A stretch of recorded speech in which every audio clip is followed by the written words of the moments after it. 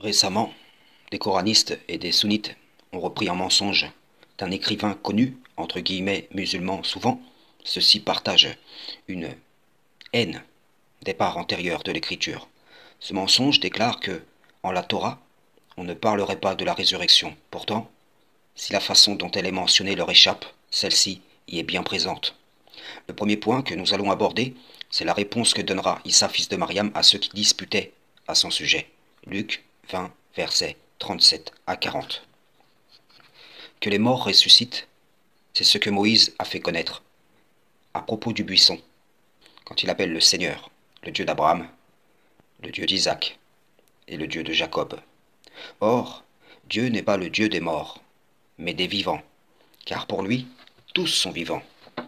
Quelques-uns des scribes, prenant la parole, dirent « Maître, tu as bien parlé », et ils n'osaient plus lui faire aucune question.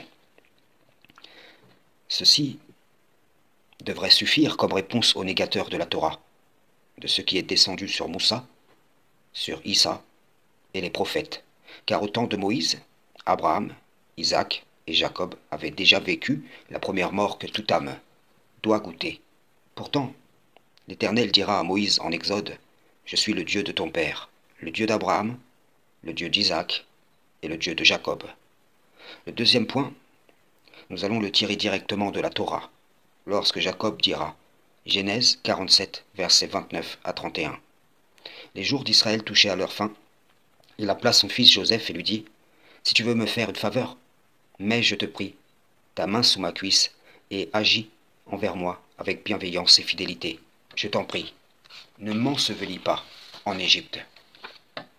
Quand je serai couché avec mes pères, tu me transporteras hors d'Égypte, et tu m'enseveliras dans leur tombeau. » Joseph répondit, « Je ferai ce que tu me dis. » Jacob dit, « Jure-le-moi. » Et Joseph le lui jura. Puis Israël se prosterna au chevet de son lit. Question. Pour Jacob, faire jurer à son fils de le sevelir auprès de ses pères, hors de cette terre étrangère, si ce n'est en connaissance et vue de la résurrection des morts. Dans quel sens et pour quel but lui aurait-il demandé cela? Sourate 65, verset 3. 75, verset 3, pardonnez-moi. L'homme pense-t-il que nous ne rassemblerons jamais ses os? Non seulement Jacob, mais aussi Joseph demandera à être réuni à ses pères, hors de cette terre habitée par un peuple qui niait Allah et la vie future.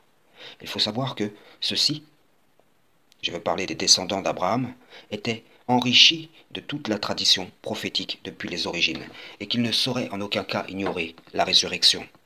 Genèse 50, verset 25. Joseph fit jurer les fils d'Israël en disant « Dieu vous visitera, et vous ferez remonter mes eaux loin d'ici. » Joseph savait que les descendants d'Israël devaient être asservis, comme le Coran l'atteste, lorsque Pharaon dit « Croirions-nous en deux hommes comme nous, dont les congénères sont nos serviteurs ?»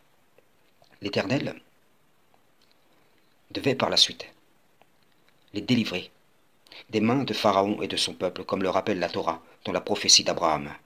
Exode 13, verset 19.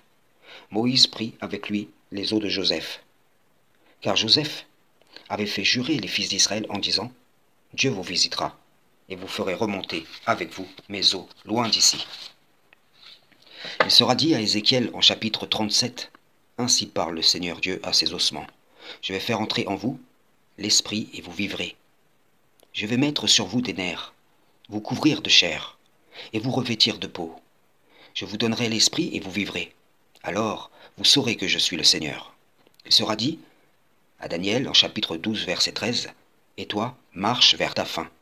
Tu te reposeras, et tu seras debout pour ton héritage à la fin des jours. » Sourate 56, versets 88 à 89. Si celui-ci est du nombre des rapprochés, alors il aura du repos, de la grâce et un jardin des délices.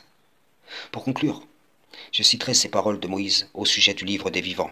Exode, chapitre 32, versets 32 à 33. « Pardonne maintenant leurs péchés.